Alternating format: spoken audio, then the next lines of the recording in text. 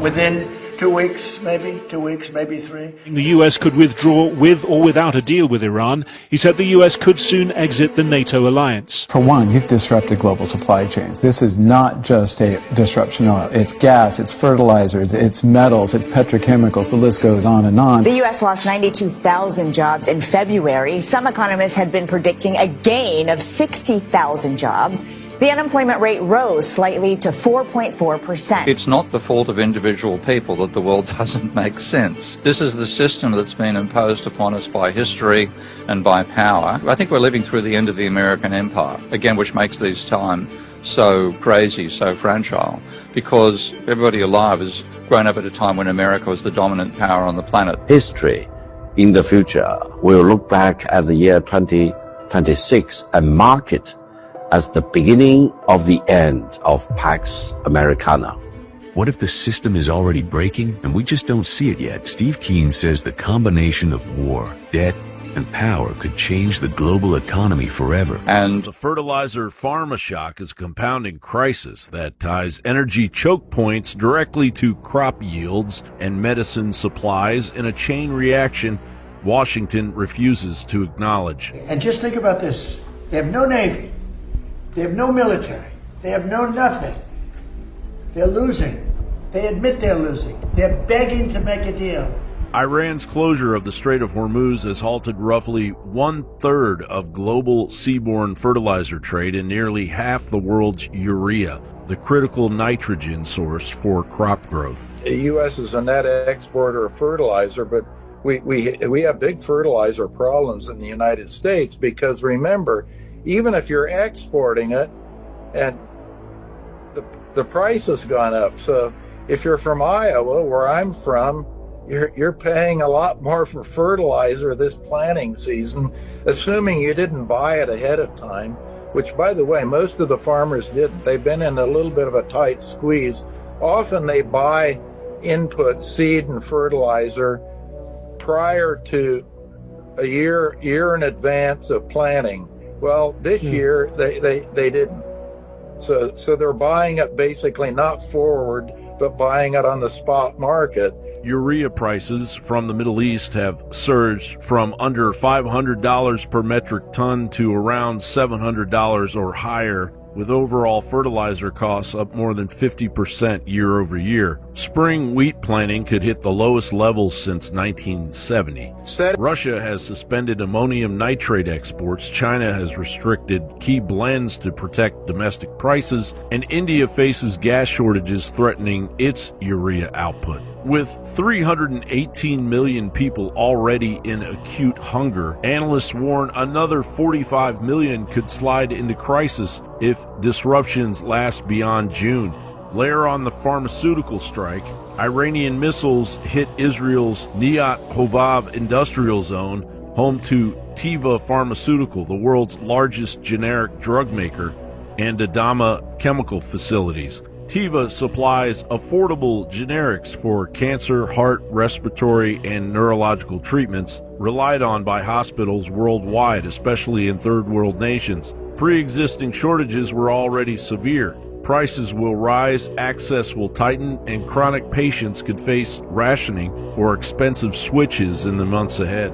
Iran's closure stranded Qatar's North Field output, 33% of global helium. That also left 200 cryogenic helium containers at risk of total boil-off within weeks. No helium means no chips for AI GPUs or data centers, while India's 70,000 MRI machines and semiconductor memory supplies face immediate pressure. Jet fuel has at least doubled in the U.S., with airlines warning of dry inventories, cancellations, and rerouting, while diesel tightness grips Australia and South Korea, prompting wartime economic measures. Chanju, what is the South Korean government doing to address all of these problems? They've launched a full-scale emergency economic response involving the offices of the president, the prime minister, and more.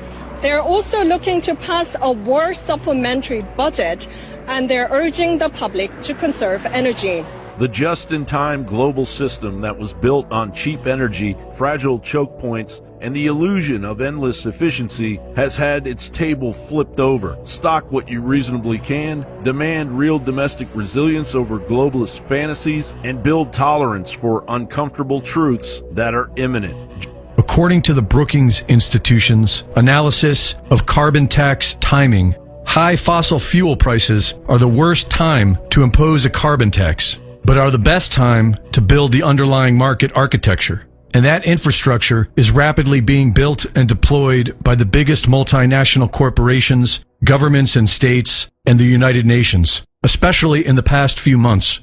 Announced at Davos in January 2026, the carbon market platform EcoGuard automates the full carbon credit lifecycle. The carbon market is expected to reach $5 trillion by 2035.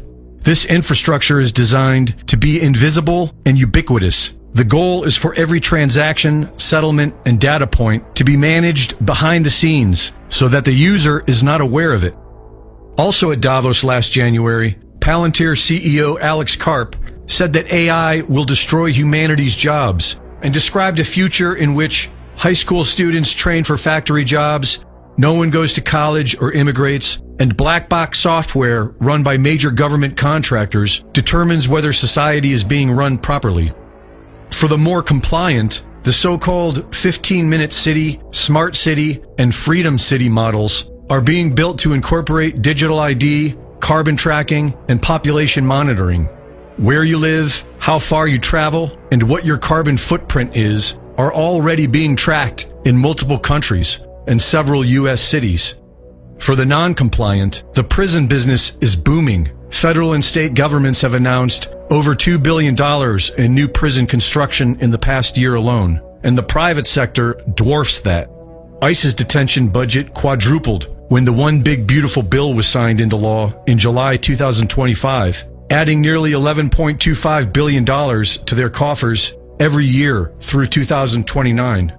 An ICE director said he wanted a detention center that runs like Prime, but for human beings.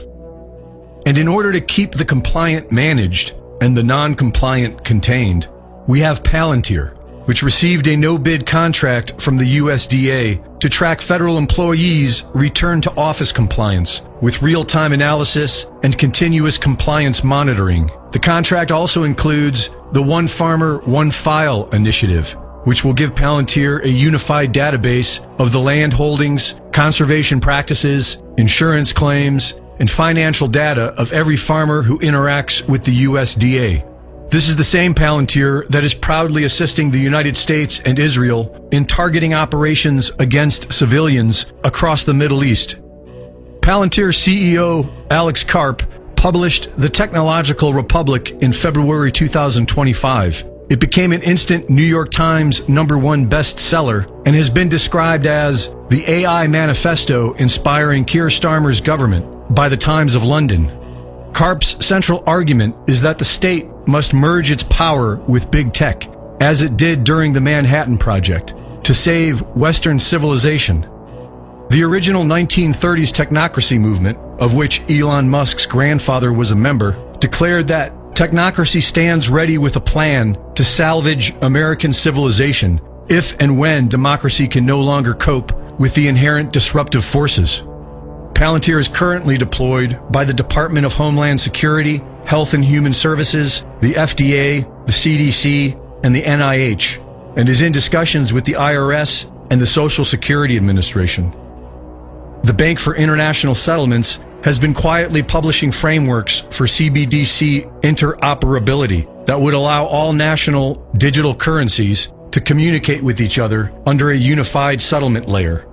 Sam Altman's WorldCoin project is building a worldwide biometric identity system with the stated goal of distinguishing humans from AI agents at scale. It already operates in dozens of countries. The new system is falling together in pieces: a digital ID to fight fraud, a stablecoin for faster payments, carbon tracking for transparency, and AI for government efficiency. Our driver's license becomes our digital wallets, and our level of compliance can determine how much access we have to them. there appears to be very little pushback, and soon it may seem to be the only option available to avoid total collapse.